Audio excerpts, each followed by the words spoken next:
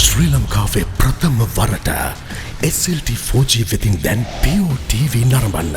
ඉදිරියටම ගෙන යන SLT 4G. ලෙන්ගතුකම වැඩි කරගන්න ලව්ජු රුපියල් 50ට අඩු කළා. මාමේ එන්න අපිට එකක් බොමු.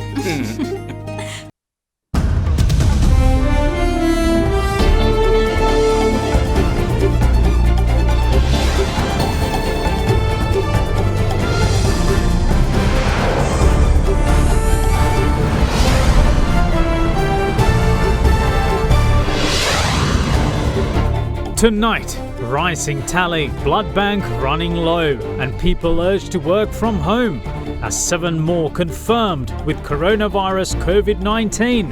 Italy, meanwhile, grapples with deadliest day yet. Better late than never. Election Commission announces polls postponement amid COVID-19 fears.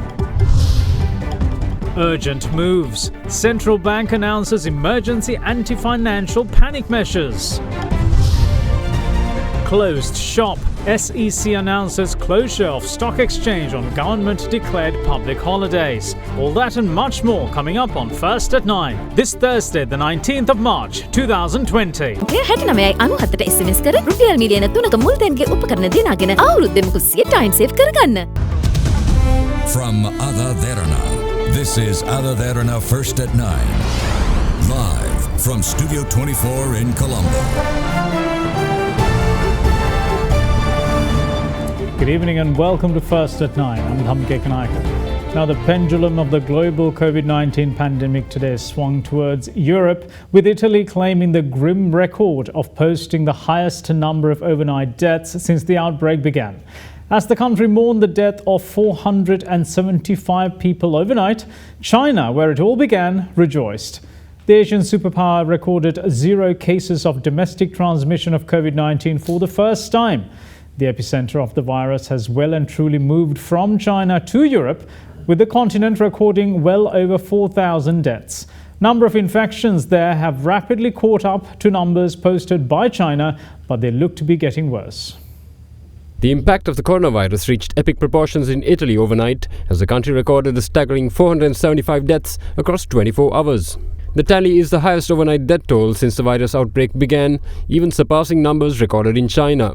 Italy is now considered the epicenter of the COVID-19 outbreak in Europe, recording 2,978 deaths and 35,713 confirmed infections. The effects of COVID-19 in Spain, meanwhile, also looks to be intensifying, with 129 deaths being added to the overall death toll, bringing the number to 767. Spain is second on the list of the worst coronavirus-hit countries in Europe, behind Italy.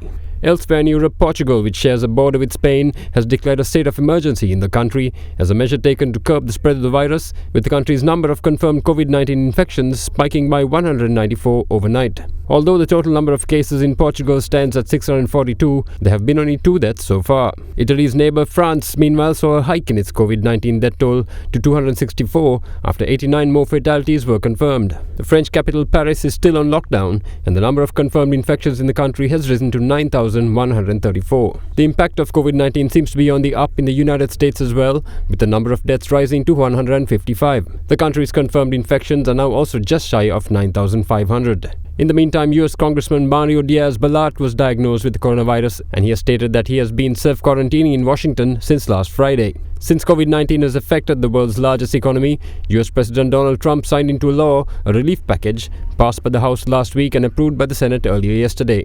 The bill provides free testing, expanded funding for food security programs, and paid sick, family and medical leave for workers at companies with 500 employees or fewer. Furthermore, the border between the USA and Canada has been closed temporarily based on an agreement between US President Donald Trump and Canadian Prime Minister Justin Trudeau in order to prevent the spread of the virus across the region. US President Trump took the unfolding scenario to describe himself as a wartime president, calling the fight against coronavirus a war. As at 5:30 Sri Lankan time, the COVID-19 pandemic had infiltrated 176 countries in the world, recording a death toll of 9,276 and 225,381 cases of positive infection. It also has to be mentioned that 85,778 COVID-19 patients have recovered so far. From the global death toll, over 4,500 were recorded from Asia, while the death toll in Europe passed 4,200. In the meantime, it was positive news for China. The city of Wuhan, the epicenter of the novel coronavirus, recorded 0 cases of domestic transmission for the first time since the inception of the outbreak in December last year. Further, 70,420 patients out of the 80,928 infected have recovered in China, indicating that the epidemic there is well and truly under control. It is, however, a different story with Iran, as the country's death toll surpassed 1,000. It now stands at 1,284, making the Islamic Republic the worst COVID-19 affected country in the Middle East. Meanwhile, New Zealand and Australia have decided to close their borders to anyone who is not a local citizen or resident of the country as a measure to combat the virus. Australian Prime Minister Scott Morrison stated that the measure was taken by the government due to a spike in cases of infection from overseas. The ban began at midnight today in New Zealand, while Australia will implement it at 9 p.m. local time tomorrow. With COVID-19 rampaging across the world, India, with the world's second largest population, confirmed 169 cases, including 25 foreigners. The country has only reported 4 coronavirus-related deaths so far. In the meantime, Director General of the World Health Organization, Tedros Adhanom Ghebreyesus, urged countries to implement a comprehensive approach in curbing the virus pandemic. Don't assume your community won't be affected. Prepare as if it will be. Don't assume you won't be infected. Prepare as if you will be. But to suppress and control the epidemics, countries must isolate, test, treat, and trace. If they don't, transmission chains can continue at a low level, then resurge once physical distancing measures are lifted. WHO continues to call on all countries to implement a comprehensive approach with the aim of slowing down transmission and flattening the curve. This approach is saving lives and buying time for the development of vaccines and treatments. The WHO has continued to praise China for its diligence in sharing the genetic sequence of COVID-19. Its Director General went on to say that the first vaccine trial has begun just 60 days after the genetic sequence of the virus was shared by China, and that is an incredible achievement. Despite the commencement of vaccine trials, experts say that it could be a year or more before the treatment is made available to the people. Now, the Election Commission today announced the postponement of the general election, which was set to be worked off on the 25th of next month. Its chairman, Mahinda Deshapriya, highlighted the prevailing coronavirus COVID-19 epidemic as the cause for the pushback. He, however, added that a decision will be made on next Thursday on the likelihood of conducting the polls on a day 2 weeks after the initially stipulated 25th of April. The window was opened to submit nominations for the general election of 2020 on the 12th of March, and it closed today at 12 noon. හෙට දිනේ සියලුම දිස්ත්‍රික්ක වලින් පිළිගත් නාම යෝජනා පත්‍ර ප්‍රතික්ෂේපිත නාම යෝජනා පත්‍ර ඒ අපේක්ෂකයාට වෙන් කරන අනුක්‍රමික අංක යනාදී තොරතුරු ඡන්ද මධ්‍යස්ථාන ලයිස්තු ලැබෙනවා ඇති. එම ඡන්ද විමසීමේ දිනය වනාහි ගරු ජනාධිපතිවරයා විසින් ප්‍රසිද්ධ කරන ලද අප්‍රේල් 25 දිනය. නමුත් එම දිනය දීර්ඝ කිරීමට මැතිවරණ කමිෂන් සභාවට බලය තියෙනවා. මැතිවරණ කමිෂන් සභාව වශයෙන් අපි තිදෙනා තීරණය කර තිබෙනවා. පවත්නා තත්ත්වයට යටතේ මෙම ඡන්ද විමසීම අප්‍රේල් මාස 25 වෙනි දින පැවැත්විය නොහැකි බව. COVID-19 වෛරසය පාලනය කරන්නේ කෙසේද? සෞඛ්‍ය බලධාරීන් සමග සාකච්ඡා කර අපි මාර්තු 26 වෙනි දිනයන් පසු ඒ කොපමණ දිනයකට කල් තබනවාද යන්න තීරණය කරා. දැනට අපිට කියන්නට හැක්කේ අප්‍රේල් 25 වෙනි දින කිසිම හේතුවක් නිසාවත් පාර්ලිමේන්තුව මහා මැතිවරණය නොපැවැත්වෙන බවත් ඒ අනිවාර්යයෙන්ම එදින සිට දින 14කට පසු එළඹෙන දිනයක ලැබීමට මැතිවරණ කමිෂන් සභාව තීරණය කර ඇති බවත්.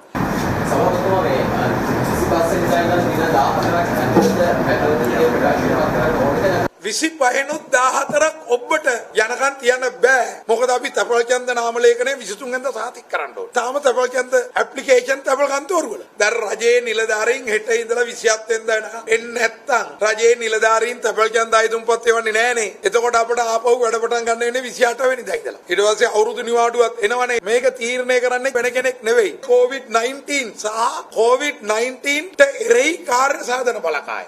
In the meantime, members of the Buddhist clergy invoked blessings on the 18 SLPP candidates who contest election from the Kurunegala district. Prime Minister Mahinda Rajapaksa was also present at the occasion. With the submission of nominations coming to close at noon, an hour and a half was given to file objections. Following their consideration, various nominations from several districts were rejected. Accordingly, the nominations submitted by Venerable Athuraliye Ratanathera's party Ape Janabala Paksha in the districts of Colombo, Kurunegala and Munragala were rejected. The team, including Venerable Akmi Manadaya Ratnathera, nominated to contest from the Colombo district, and the team nominated to contest from the Kurunegala district, including Venerable Galagoda Atte Gnanasaratera, lost out on the chance to contest in the looming polls. We'll see you again after this short break. Stay tuned.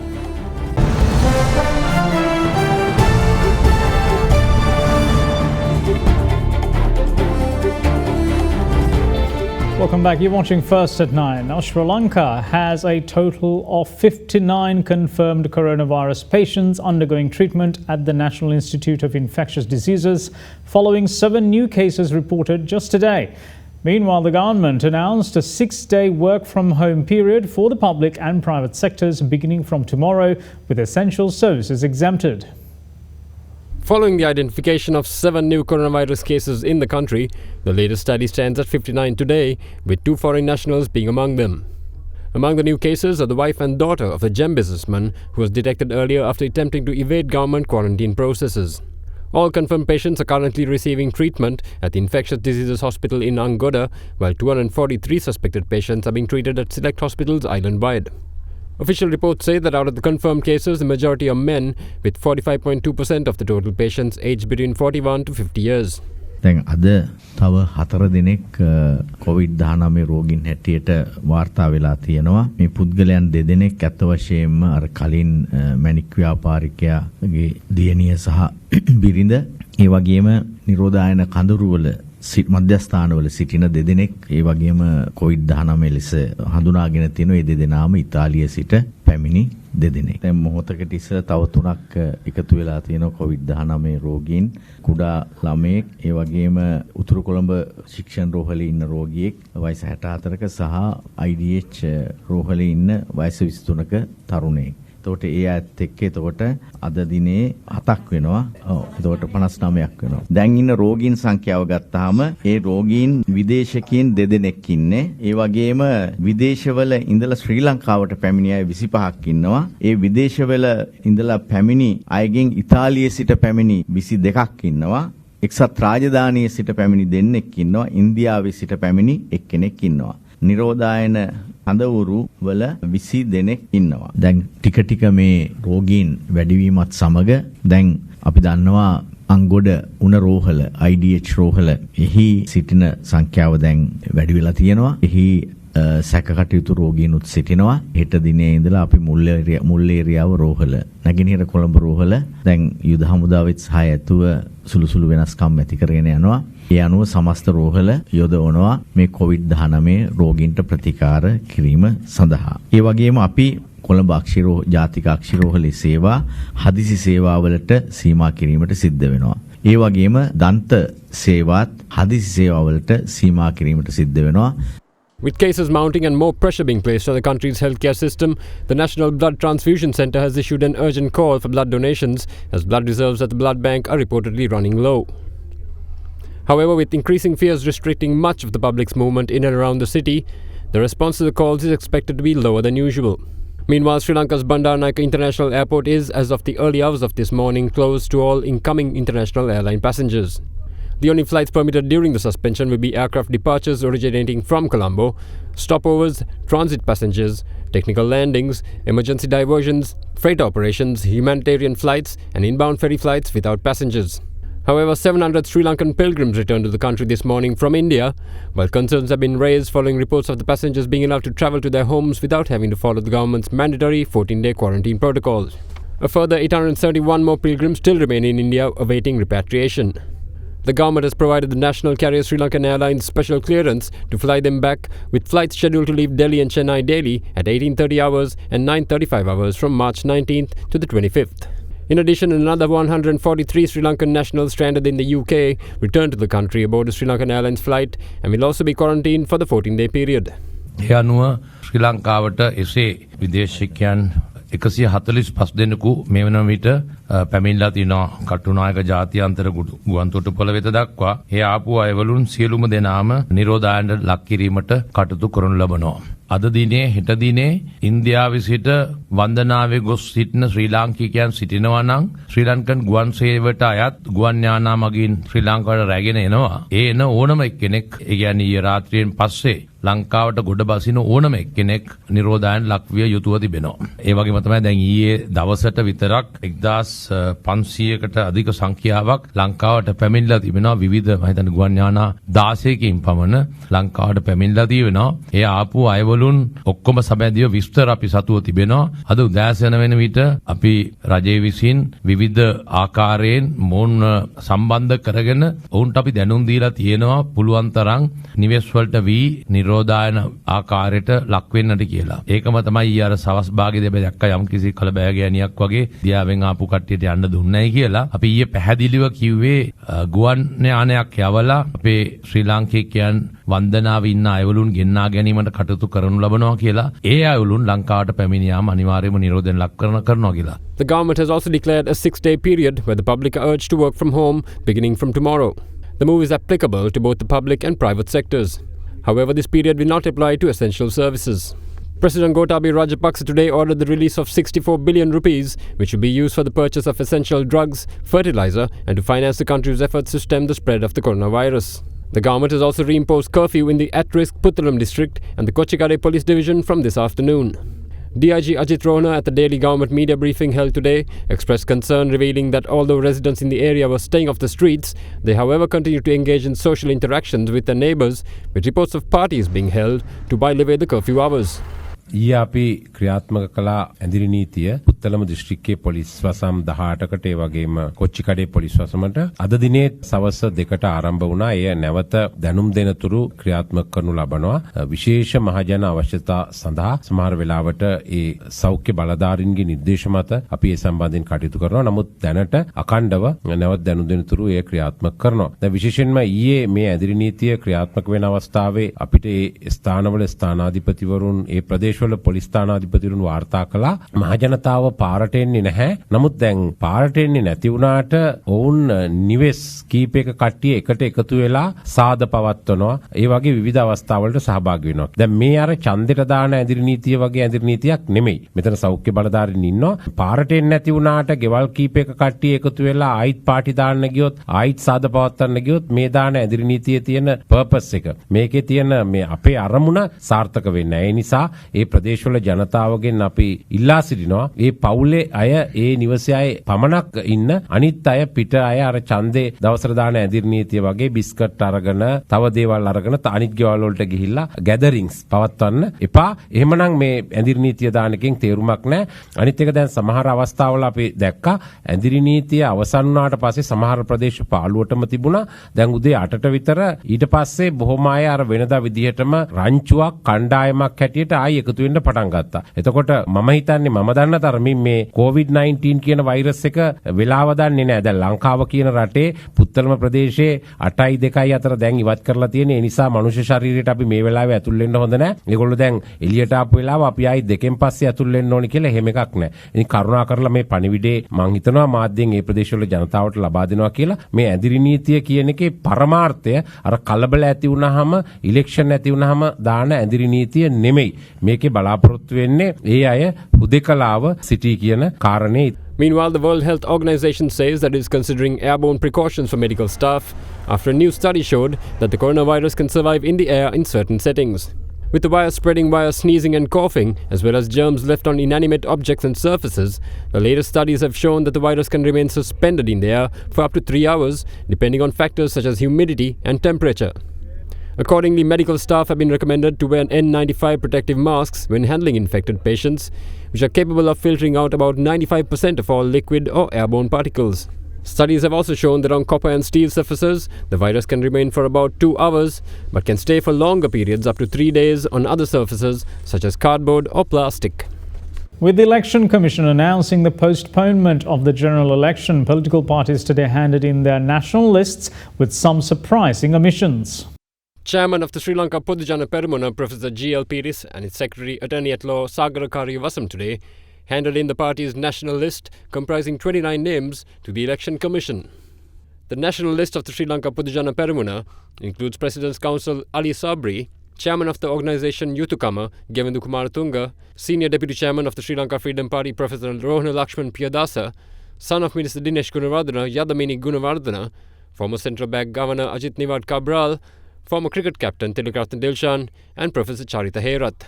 Furthermore, specialist Dr. Sita Arambepola, Tiran Alas, Mohammad Muzamil, Jayanta Katagora, and General Secretary of the SLPP Attorney-at-Law Sagarakari Wasam are also included in the national list. However, it is significant that Vasanta Sena Nayaka, who pledged support to the opposition during last year's presidential election, is not included in the national list of the SLPP. In the meantime, the 29 members included in the national list of the United National Party consists of John Amaratunga, Professor Ashu Marasinghe, President's Counsel Tilak Marapana, Saman Ratnapriya, and Rohita Bogolagama. It was significant that the former Speaker Karu Jayasuriya and former parliamentarian Sagala Ratnayaka aren't contesting or included in the national list for the upcoming polls. With that being the case, the former Speaker commented about the reasons for his non-representation in the election while releasing a statement today. He mentioned that he has no plans of supporting either the UNP or the Samagi Janabala Vegya if they do not unite. The former Speaker added that he made the decision not to have any representation in the polls since his attempts to bring the two factions together has failed. In the meantime, the Samagi Janabala Vegya also presented their national list to the Election Commission. It includes former parliamentarians Ranjit Madhuma Bandara, Mahintha Dissanayaka, Tissa Attanayaka, Harin Fernando, Eran Vikramaratne, Hussein Baila, Earl Gunasekara, Azad Sali, Attorney-at-Law Shiral Laktelaka, and Imtiaz Bakir Maka. The Sri Lanka Freedom Party also presented their list of members representing the national list today.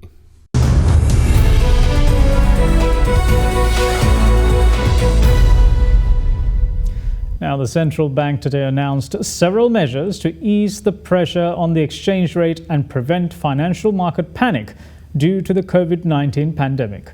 Accordingly, licensed commercial banks and National Savings Bank are directed to immediately suspend facilitating importation of all types of motor vehicles other than those excluded specifically under Banking Act Directions No. 1 of 2020 under letters of credit.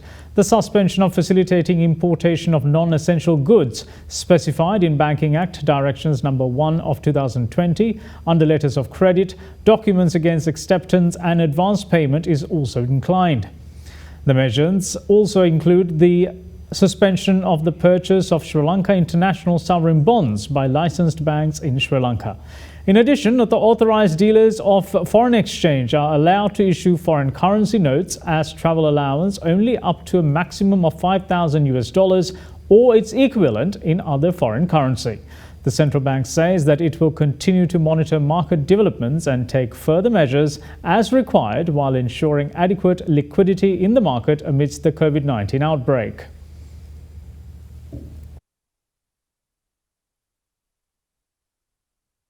Now, the Securities and Exchange Commission of Sri Lanka has decided not to open the Colombo Stock Exchange for trading during days that are declared as public holidays under the prevailing situation by the government.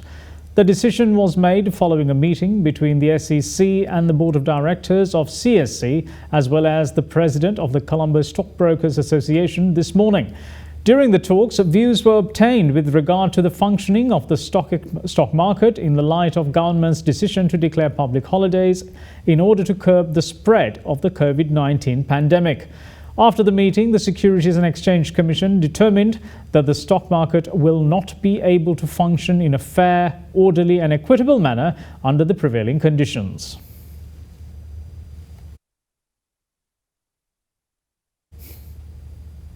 Now, South Korea's benchmark stock index sunk to its lowest close since 2009, with all of Asia's major markets closing in the red today. Now, fears persist that the coronavirus could lead to a global recession. The Korea Composite Stock Index, KOSPI, closed at 1,457.64, down 133.56 points. Japan's benchmark Nikkei closed at a 3.5-year low of 16,552.83, down 1.04%. Hong Kong's Hang Seng Index lost 582 points to 21,709 points. Meanwhile, Indian stocks plunged nearly 7% today.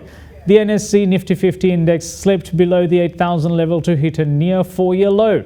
The index was down 7.2% at 7,861.70 by 0355 GMT, while the S&P BSE Sensex was 7.1% lower at 26,820.58. The Nifty is 36.8% off its all-time high, hit on the 20th of January. The Indian rupee hit a fresh record low of 75.0100 against the dollar as a flight into cash and worries about tightening liquidity boosted demand for the world's reserve currency.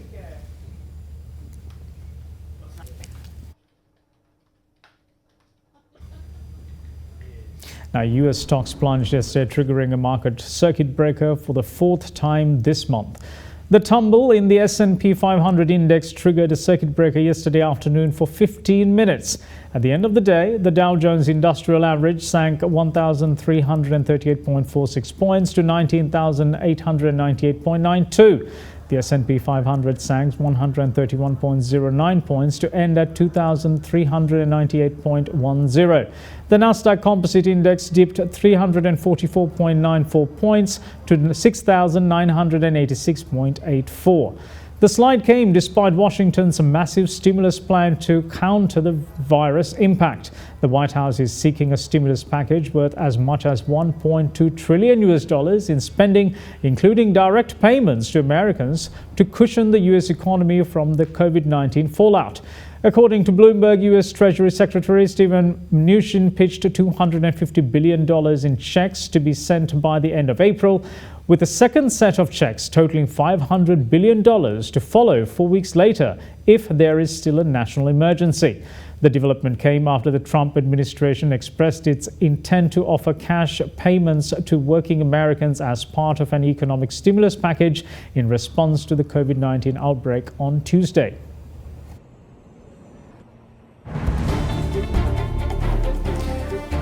We'll see you again shortly.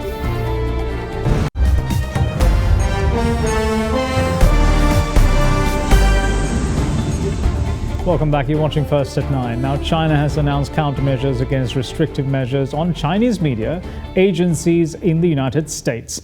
The US in February designated 5 Chinese media entities as foreign missions and imposed a cap on the number of their employees, in effect expelling Chinese journalists from the United States. The Chinese response demanded that China-based branches of Voice of America, the New York Times, the Wall Street Journal, the Washington Post and Time declare in written form information about their staff, finances, operations and real estate in China. China also demanded that journalists from the same outlets working in China, whose credentials are due to expire at the end of the year, notify the Department of Information within 4 calendar days from today and hand back their press cards within 10 calendar days. They will not be allowed to continue working in the People's Republic of China, including its Hong Kong and Macau special administrative regions. Further, the statement added that China aims to take further reciprocal measures against American journalists.